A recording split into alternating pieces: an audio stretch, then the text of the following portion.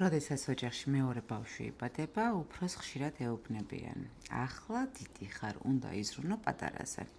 ეს ერთი შეხედვით ნორმალურად ჟღერს ხომ, მაგრამ ამავდროულად ამით ბავშვს დასრულის პასუხისმგებლობებს ვაძლევთ, რისთვისაც ის მზად საერთოდ არ არის.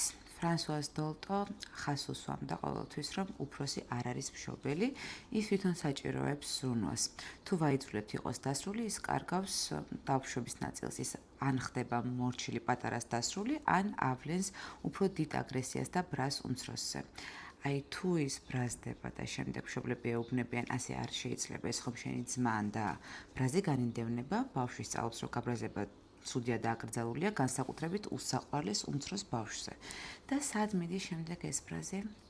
დასრულ ცხოვრებაში შეიძლება გადაიზარდოს იმაში, რომ ადამიანი ყოველთვის სხვებს საკუთარ თავზე მაღლა აყენებდეს, ან მუდმივად გრძნობს დანაშაულის გრძნობას, როცა ბრაზდება, ან იკავებს აგრესიას, სანამ არაფერი ხდება. ბავშვი ისედაც შეუყვარდება საკუთარი და-ძმა, იზრუნებს მასზე, რადგან მაგალით მშობლებიდან აიღებს, თანდათანობით, ნაბიჯ-ნაბიჯ.